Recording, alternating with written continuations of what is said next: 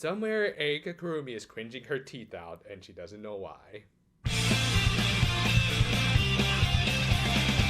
But yeah, we opened this one with 2/3 of the girls being invited to be models in a fashion show for no particular reason. Just this random scout, whom I don't think ever showed any sort of credentials, just kind of came up to them and told them that they were cute enough to be in their big show. Yeah, Kaoru was rightfully cautious about all of this. Granted, it was more because she didn't want to wear a dress, but still. Anyway, the show was for this obvious Coco Chanel stand-in's latest fashion line. In fact, for the English dub, they actually referenced this and renamed her Coco Chanel. You think they had to change it later? Anyway, knockoff Chanel didn't approve of the girls' hinging belts. I'm guessing she's more into the wrist morphers. Thus, the two were forced to remove them, which I'm sure won't play into anything later. Meanwhile, Kaoru stopped by the Utonium lab. あれ、なんつったっけかな。腹の団子。あ、違う、ケツのあんこ。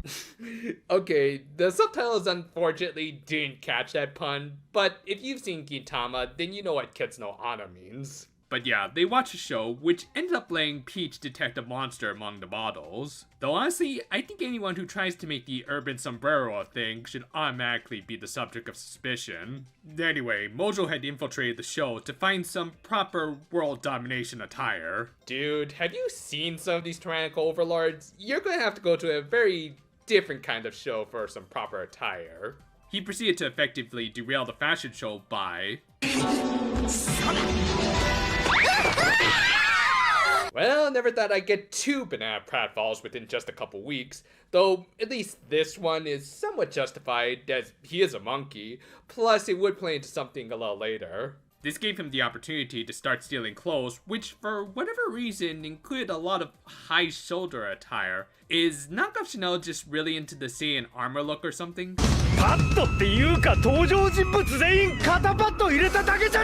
Anyway, Momoko and Miyako were able to figure out who he was, but also realized they didn't have their belts on them, allowing Mojo to capture all of them. And this little dramatic predicament lasted all of less than a minute before Kaoru arrived. Well, that was pointless. They transformed from their normal clothes because this ain't Gold Princess, and they don't have the budget to make any transformation variants. From there, they quickly dealt with Mojo's attacks, which were just irons. Yeah, unless they're Senketsu, that stuff ain't gonna stop anyone, but he did take knockoff Chanel as a hostage. Fortunately, Diddy Kong's down smash could be used by anyone, allowing them to send the monkey blasting off again. Later, Miyako and Momoko were invited to another show where, ironically, they would be modeling for a line inspired by the Powerpuffs, though in a very interpretive sense. Mojo,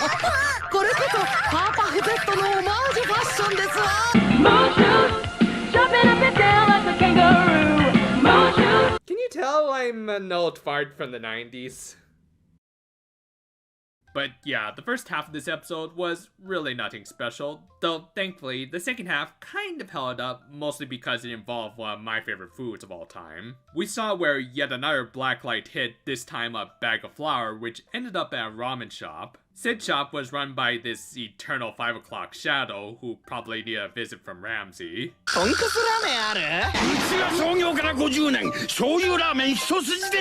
I even bother asking for some gyoza? Granted, his customer was a putz who couldn't get off his phone and then hogged all of the condiments. Gamo, go back to being a hobo on the streets. This resulted in the ramen made with the blacklight flour to turn into, Jack Atlas's spirit animal. Elsewhere, the girls were making their way back after likely being Mojo yet again, but spotted a new ramen shop's grand opening. Thus, they decided to stop in for a few bowls, but the ramen monster, who called himself Noodler, which yeah, kinda sounds a little raunchy when I say it out loud, also decided to check out the new shop stuff.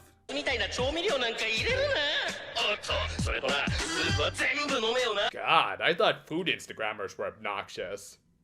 I mean, they still are, but still. The girls noticed the sentient bowl of noodles, but were unsure whether or not to deal with him, since, to be fair, he was being mostly docile with even the prof agreeing with them. Granted, he was certainly being an elitist snob about ramen, appropriate considering who else this VA plays. though he did end up getting close to Kaoru due to their preference for shoyu ramen and her eating habits. Good god, this guy's the anime version of the, soup guy. Yeah, why is it that Seinfeld can say it and yet I can't? Determined to spread the shoyu ramen gospel, Noodle began restaurant hopping, annoying many owners and customers in the process. The girls tried to pursue the literally and figuratively salty noodles, but missed him each time, and instead had the restaurant owners sit them down to sample their bowls. It makes a lot of sense, as it was essentially free celebrity publicity, like being able to say your coffee was so good Batman drinks it. Give me a triple. Now. Hilariously, the girls couldn't say no to any of the restaurants and ended up consuming at least a few months worth of sodium. Jeez, I think even Koizumi would say y'all are overdoing it. Actually, probably not.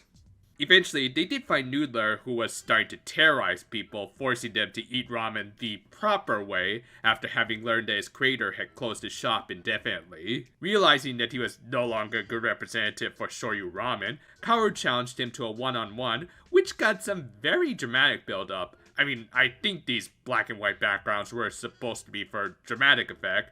Either that or they were incomplete and the show's budget cuts were on full display. However, while the guy should have been a pushover, the girls' full tummies were weighing them down. But just as the noodles were about to put on the finishing touches, his creator stopped him. As it turned out, he had closed up his shop because Noodler's little speech ended up having the opposite effect on him. Yeah, what was clearly meant to be an antagonistic speech towards the customers ended up making the owner realize how close-minded he had been to the preferences of his clientele.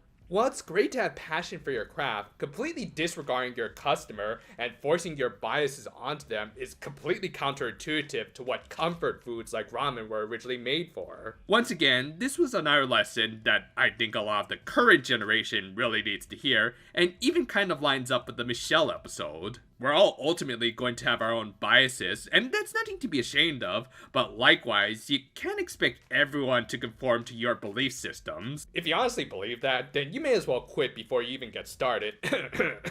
With that, they reused the several days later transition from the first half, and the episode ended with Noodler reforming, and the shoyu ramen shop actually learning the importance of supply and demand, with the owner having learned how to make other ramens and even tsumen. Granted, there was still a very clear bias towards the classics, but hey, baby steps.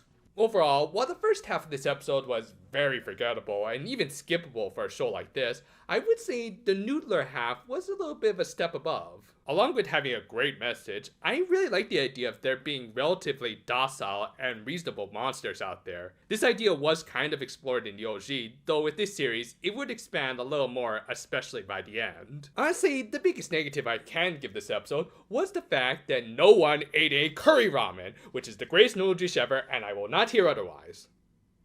What? I don't make this stuff for a living. I think one of the more interesting aspects of the series was how some of the monsters reflected the worst aspects of the people connected with them. In the case of Noodler, while he wasn't a monster form for the ramen shop owner, he was his creation and reflected his overly prideful stance on his salty bolus of noodles. As a result, he was afforded some much needed self-reflection thanks to him, which did kind of foreshadow some of the endgames of some other villain arcs. In general, I just really like the idea of there being reasonable monsters in this show, both for the hilarity of it, and also showing that they can be dealt with beyond just fisticuffs. In the OG, it was implied that many of the monsters were just kind of doing it for the brownie points. Certainly it didn't excuse the property damage, but it gave them an interesting lair like it would for this series. So overall, while the knockoff Chanel story was mostly skippable, I actually kind of found new appreciation for the tale of Noodler, both as someone who has come to really love ramen, and has also learned the importance of supply and demand. Again, what's y'all's excuse? As always, I hope you're all doing well, as these hot summer days are thankfully coming to an end. Frankly, with how muggy Hawaii has been, I look forward to the days when we can get a little less sunshine in the day. Helps that I'm a bit of a reclusive little weirdo who doesn't mind editing his videos in a fairly dark room. Look forward to all my future videos, and until then though, farewell for now my friends, and have you all ever tried spicy Korean ramen boiled in milk? No joke here, it's legit really tasty, I recommend trying it.